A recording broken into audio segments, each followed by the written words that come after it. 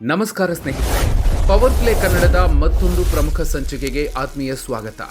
64 ದಿನಗಳು 73 ಪಂದ್ಯಗಳ ಸುದೀರ್ಘ ಹೋರಾಟದ ನಂತರ IPL 2026ರ ಟೈಟಲ್ ರೇಸ್ ಈಗ ಅಂತಿಮ ಘಟ್ಟಕ್ಕೆ ಬಂದು ನಿಂತಿದೆ. ಭಾನುವಾರ ಅಂದರೆ ಇವತ್ತು ಅಹ್ಮದಾಬಾದ್ನ ನರೇಂದ್ರ ಮೋದಿ ಸ್ಟೇಡಿಯಂನಲ್ಲಿ ನಡೆಯುವ ಮಹಾ ಫೈನಲ್ ಕದನದಲ್ಲಿ ಹಾಲಿ ಚಾಂಪಿಯನ್ RCB ಮತ್ತು ಗುಜರಾತ್ ಟೈಟನ್ಸ್ ತಂಡಗಳು ಮುಖಾಮುಖಿಯಾಗ್ತಿವೆ. ಒಂದ್ ಕಡೆ ಸ್ಫೋಟಕ ಬ್ಯಾಟಿಂಗ್ ಮೂಲಕ ಎದುರಾಳಿಗಳನ್ನು ಬೆಚ್ಚಿ ಬೀಳಿಸ್ತಾ ಇರುವ RCB ಇದ್ರೆ, ಇನ್ನೊಂದೆಡೆ ಶಿಸ್ತುಬದ್ಧ ಬೌಲಿಂಗ್ ಮತ್ತು ಲೆಕ್ಕಾಚಾರದ ಆಟದ ಮೂಲಕ ಫೈನಲ್ ತಲುಪಿರುವ ಗುಜರಾತ್ ಟೈಟನ್ಸ್ ಇದೆ. ಅಹ್ಮದಾಬಾದ್ ಪಿಚ್ ಯಾರಿಗೆ ಸಾಥ್ ನೀಡಲಿದೆ? ರಬಾಡ, ಸಿರಾಜ್ ವೇಗಕ್ಕೆ RCB ಬ್ಯಾಟರ್ಗಳು ಉತ್ತರ ಕೊಡ್ತಾರಾ? ಕೊಹ್ಲಿ, ಪಾಟೀದಾರ್ ವಿಕೆಟ್ ಕಬಳಿಸಲು ಗುಜರಾತ್ ಹೆಣೆದಿರುವ ಆ ಮಾಸ್ಟರ್ ಪ್ಲಾನ್ ಆದ್ರೂ ಏನು? ಎಲ್ಲಕ್ಕಿಂತ ಮುಖ್ಯವಾಗಿ ಸತತ 2ನೇ ಬಾರಿ RCB ಕಪ್ ಎತ್ತಿ ಹಿಡಿಯತ್ತಾ ಅಥವಾ ತವರಿನಲ್ಲಿ ಗುಜರಾತ್ ಚಾಂಪಿಯನ್ ಆಗುತ್ತಾ? ಬನ್ನಿ ಇವತ್ತಿನ ವಿಡಿಯೋದಲ್ಲಿ ಡೀಟೇಲ್ ಆಗಿ ಅನಾಲಿಸಿಸ್ ಮಾಡೋಣ. ಅದಕ್ಕೂ ಮೊದಲು ನೀವಿನ್ನೂ ನಮ್ಮ ಪವರ್ ಪ್ಲೇ ಕನ್ನಡ ಯೂಟ್ಯೂಬ್ ಚಾನಲ್ಗೆ ಸಬ್ಸ್ಕ್ರೈಬ್ ಆಗಿಲ್ಲ ಅಂದರೆ ಈಗಲೇ ಸಬ್ಸ್ಕ್ರೈಬ್ ಆಗಿ, ಹಾಗೆ ಪಕ್ಕದಲ್ಲೇ ಇರೋ ಬೆಲ್ ಐಕಾನ್ ಪ್ರೆಸ್ ಮಾಡಿ.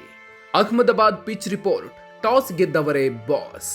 ಸ್ನೇಹಿತರೆ, ಈ ಬಾರಿಯ ಫೈನಲ್ ಪಂದ್ಯ ಅಹ್ಮದಾಬಾದ್ನ 6ನೇ ನಂಬರ್ ಪಿಚ್ನಲ್ಲಿ ನಡೆಯಲಿದೆ. ವಿಶೇಷ ಅಂದರೆ IPL 2025ರ ಫೈನಲ್ ಹಾಗೂ T20 ವಿಶ್ವಕಪ್ 2026ರ ಫೈನಲ್ ನಡೆದಿದ್ದು ಇದೇ ಪಿಚ್ನಲ್ಲಿ. ಈ ಪಿಚ್ನಲ್ಲಿ ಮೊದಲ ಇನ್ನಿಂಗ್ಸ್ನ ಸರಾಸರಿ ಸ್ಕೋರ್ 199 ರನ್. ಒಟ್ಟಾರೆಯಾಗಿ ಅಹ್ಮದಾಬಾದ್ ಮೈದಾನ ಮೊದಲು ಬ್ಯಾಟಿಂಗ್ ಮಾಡಿದವರಿಗೆ ಹೆಚ್ಚು ಒಲಿದಿದ್ರು. ಈ ನಿರ್ದಿಷ್ಟ 6ನೇ ನಂಬರ್ ಪಿಚ್ನಲ್ಲಿ ಚೇಸಿಂಗ್ ಮಾಡಿದ ತಂಡಗಳೇ ಹೆಚ್ಚು ಗೆದ್ದಿವೆ. ಅಷ್ಟೇ ಅಲ್ಲ, ಇದೇ ಸೀಸನ್ನಲ್ಲಿ ಗುಜರಾತ್ ವಿರುದ್ಧ RCB ಕೇವಲ 155 ರನ್ಗಳಿಗೆ ಆಲ್ಔಟ್ ಆಗಿದ್ದು ಇದೇ ಮೈದಾನದಲ್ಲಿ ಅನ್ನೋದನ್ನ ನಾವು ಮರೆಯೋ ಹಾಗಿಲ್ಲ. ಹೀಗಾಗಿ ಟಾಸ್ ಗೆದ್ದ ನಾಯಕ ಚೇಸಿಂಗ್ ಆಯ್ಕೆ ಮಾಡಿಕೊಳ್ಳೋದು ಬಹುತೇಕ ಖಚಿತ. ಬೆಂಕಿ ಬೌಲಿಂಗ್ ವರ್ಸಸ್ ಬಿರುಗಾಳಿ ಬ್ಯಾಟಿಂಗ್, ಇದು ಪವರ್ ಪ್ಲೇ ಕದನ. ಈ ಫೈನಲ್ನ ಅತಿದೊಡ್ಡ ಹೈಲೈಟ್ ಅಂದ್ರೆ ಈ ಟೂರ್ನಿಯ ಬೆಸ್ಟ್ ಬೌಲಿಂಗ್ ಹಾಗೂ ಬೆಸ್ಟ್ ಬ್ಯಾಟಿಂಗ್ ಲೈನ್ಅಪ್ಗಳ ಮುಖಾಮುಖಿ. RCB ಮತ್ತು GT ಎರಡೂ ತಂಡಗಳು ಪವರ್ ಪ್ಲೇನಲ್ಲಿ ತಲಾ 33 ವಿಕೆಟ್ಗಳನ್ನು ಕಬಳಿಸಿವೆ.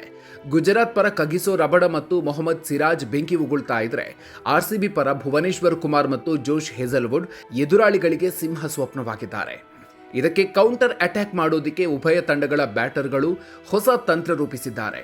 ಕ್ರೀಸ್ನಲ್ಲಿ ಸುಮ್ಮನೆ ನಿಲ್ಲದೆ ಸ್ಟೆಪ್ಔಟ್ ಆಗಿ ಬೌಲರ್ಗಳ ಲೆಂತ್ ಹಾಳು ಮಾಡ್ತಿದ್ದಾರೆ. ವಿರಾಟ್ ಕೊಹ್ಲಿ, ದೇವದತ್ ಪಡಿಕ್ಕಲ್ ಹೀಗೆ ಮಾಡಿದಾಗ ಅವರ ಸ್ಟ್ರೈಕ್ ರೇಟ್ 200ರ ಗಡಿ ದಾಟಿದೆ. ಇತ್ತ ಗುಜರಾತ್ನ ಶುಭ್ಮನ್ ಗಿಲ್ ಮತ್ತು ಜೋಸ್ ಬಟ್ಲರ್ ಕೂಡ ಇದೇ ತಂತ್ರ ಬಳಸಿ ಅಬ್ಬರಿಸುತ್ತಿದ್ದಾರೆ. ಕೊಹ್ಲಿ ವರ್ಸಸ್ ರಬಡ ಮತ್ತು ಹೋಲ್ಡರ್, ಯಾರಿಗೆ ಮೇಲುಗೈ? ಸ್ನೇಹಿತರೆ, ವಿರಾಟ್ ಕೊಹ್ಲಿ ಈ ಸೀಸನ್ನಲ್ಲಿ ಅತ್ಯದ್ಭುತ ಫಾರ್ಮ್ನಲ್ಲಿದ್ದಾರೆ. ಸಾಮಾನ್ಯವಾಗಿ ರಬಡ ಎದುರು ಕೊಹ್ಲಿ ಪರದಾಡ್ತಾರೆ ಅನ್ನೋ ಮಾತಿತ್ತು. ಆದ್ರೆ ಈ ಬಾರಿ ರಬಡ ಬೌಲಿಂಗ್ನಲ್ಲೇ ಕೊಹ್ಲಿ ಅತಿ ಹೆಚ್ಚು ರಿಸ್ಕ್ ತಗೊಂಡು ಅಟ್ಯಾಕ್ ಮಾಡ್ತಿದ್ದಾರೆ. ಹೀಗಾಗಿ ರಬಡ ಕೊಹ್ಲಿ ಮುಖಾಮುಖಿ ಫೈನಲ್ನ ಬಿಗ್ ಫೈಟ್ ಆಗಲಿದೆ. ಆದರೆ ಕೊಹ್ಲಿಗೆ ಅಸಲಿ ಕಂಟಕ ಆಗಿರೋದು ಜೇಸನ್ ಹೋಲ್ಡರ್. ಹೌದು, ಈ ಸೀಸನ್ನಲ್ಲಿ ಇವರಿಬ್ಬರು ಮುಖಾಮುಖಿಯಾದ 2 ಬಾರಿಯೂ ಹೋಲ್ಡರ್ ಕೊಹ್ಲಿಯನ್ನು ಔಟ್ ಮಾಡಿದ್ದಾರೆ. ಹೋಲ್ಡರ್ ತಮಗಿರುವ ಎತ್ತರವನ್ನು ಬಳಸಿ ಬೌನ್ಸರ್ಗಳನ್ನು ಹಾಕುವ ಮೂಲಕ ಕೊಹ್ಲಿಯನ್ನು ಕಟ್ಟಿ ಹಾಕಿದ್ದಾರೆ. ಅಹ್ಮದಾಬಾದ್ ಮೈದಾನ ದೊಡ್ಡದಿರೋದ್ರಿಂದ ಕೊಹ್ಲಿ ವಿರುದ್ಧ ಗುಜರಾತ್ ಶಾರ್ಟ್ ಪಿಚ್ ಮತ್ತು ಬೌನ್ಸರ್ ಅಸ್ತ್ರವನ್ನು ಪ್ರಯೋಗಿಸೋದು ಗ್ಯಾರಂಟಿ. ಗುಜರಾತ್ಗೆ ತಲೆನೋವಾದ ರಜತ್ ಪಾಟೀದಾರ್. RCB ನಾಯಕ ರಜತ್ ಪಾಟೀದಾರ್ ಈ ಸೀಸನ್ನಲ್ಲಿ ಆಡ್ತಾ ಇರೋ ಆಟಕ್ಕೆ ಗುಜರಾತ್ ಪಾಳೆಯದಲ್ಲಿ ನಡುಕ ಹುಟ್ಟಿದೆ. ಪವರ್ ಪ್ಲೇ ನಂತರದ ಓವರ್ಗಳಲ್ಲಿ ಪಾಟೀದಾರ್ ಬರೋಬ್ಬರಿ 216ರ ಸ್ಟ್ರೈಕ್ ರೇಟ್ನಲ್ಲಿ ರನ್ ಚಚ್ಚುತ್ತಿದ್ದಾರೆ. ಡೆತ್ ಓವರ್ಗಳಲ್ಲಂತೂ ಅವರ ಸ್ಟ್ರೈಕ್ ರೇಟ್ 249. ಪಾಟೀದಾರ್ ಅವರನ್ನ ಕಟ್ಟಿ ಹಾಕಬೇಕು ಅಂದ್ರೆ ಮೊದಲ 20 ಎಸೆತಗಳಲ್ಲೇ ವೇಗಿಗಳು ವಿಕೆಟ್ ಪಡೀಲೇಬೇಕು. ಒಮ್ಮೆ ಅವರು 20 ಬಾಲ್ ಆಡಿ ಸೆಟ್ ಆದ್ರೆ ಆಮೇಲೆ ಅವರನ್ನ ತಡೆಯೋದಿಕ್ಕೆ ಯಾವ ಬೌಲರ್ನಿಂದಲೂ ಸಾಧ್ಯವಿಲ್ಲ. ಮೊದಲ ಕ್ವಾಲಿಫೈಯರ್ ಪಂದ್ಯದಲ್ಲಿ ರಶೀದ್ ಖಾನ್ಗೆ 16 ಎಸೆತಗಳಲ್ಲಿ 34 ರನ್ ಚಚ್ಚಿದ್ದೇ ಇದಕ್ಕೆ ಸಾಕ್ಷಿ. ಇವರನ್ನ ಔಟ್ ಮಾಡೋದಕ್ಕೆ ಗುಜರಾತ್ ಲೆಫ್ಟ್ ಆರ್ಮ್ ಸ್ಪಿನ್ನರ್ ಮಾನವ್ ಸುತಾರ್ ಅವರನ್ನ ಕಣಕ್ಕಿಳಿಸೋ ಸಾಧ್ಯತೆ ಇದೆ. RCBಗೆ ವರವಾಗುತ್ತಾ ಗುಜರಾತ್ ಟೈಟನ್ಸ್ನ ಆ ವೀಕ್ನೆಸ್? ಉಭಯ ತಂಡಗಳ ಬಲ ಬಹುತೇಕ ಒಂದೇ ತರ ಇದ್ರೂ ಗುಜರಾತ್ ತಂಡದ ಒಂದು ದೊಡ್ಡ ವೀಕ್ನೆಸ್ ಅಂದ್ರೆ ಅದು ಫೀಲ್ಡಿಂಗ್. ಈ ಸೀಸನ್ನಲ್ಲಿ ಗುಜರಾತ್ ಆಟಗಾರರು ಬರೋಬ್ಬರಿ 26 ಕ್ಯಾಚ್ಗಳನ್ನು ಕೈ ಚೆಲ್ಲಿದ್ದಾರೆ. ಬೆಂಗಳೂರಿನಲ್ಲಿ ನಡೆದ ಪಂದ್ಯದಲ್ಲಿ ಮೊದಲ ಎಸೆತದಲ್ಲೇ ಕೊಹ್ಲಿ ಕ್ಯಾಚ್ ಬಿಟ್ಟಿದ್ರು. ನಂತರ ಕೊಹ್ಲಿ 81 ರನ್ ಚಚ್ಚಿದ್ರು. ಮೊದಲ ಕ್ವಾಲಿಫೈಯರ್ನಲ್ಲಿ ಪಾಟೀದಾರ್ ಅವರ 2 ಕ್ಯಾಚ್ ಬಿಟ್ಟಿದ್ರು. ನಂತರ ಪಾಟೀದಾರ್ ಕೇವಲ 20 ಎಸೆತಗಳಲ್ಲಿ 72 ರನ್ ಸಿಡಿಸಿದ್ರು. ಫೈನಲ್ ಅಂತ ಹೈ ವೋಲ್ಟೇಜ್ ಪಂದ್ಯದಲ್ಲಿ ಒಂದೇ ಒಂದು ಕ್ಯಾಚ್ ಕೈ ಚೆಲ್ಲಿದ್ರು ಅದು ಕೈ ತಪ್ಪೋದಿಕ್ಕೆ ಕಾರಣ ಆಗಬಹುದು. ಇತ್ತ RCB bowler Bhuvneshwar Kumar Gujarat opener Jos Buttler ಅವರನ್ನ 9 ಬಾರಿ ಔಟ್ ಮಾಡಿದ್ದಾರೆ. ಅದರಲ್ಲಿ 5 ಬಾರಿ ಮೊದಲ 10 ಎಸೆತಗಳಲ್ಲಿ ವಿಕೆಟ್ ಪಡೆದಿದ್ದಾರೆ. ಬಟ್ಲರ್ ಮತ್ತು ಗಿಲ್ ಅವರನ್ನ ಪವರ್ ಪ್ಲೇನಲ್ಲೇ ಭುವಿ ಔಟ್ ಮಾಡಿದ್ರೆ ಆರ್ಸಿಬಿ ಗೆಲುವು ಸುಲಭ ಆಗಲಿದೆ.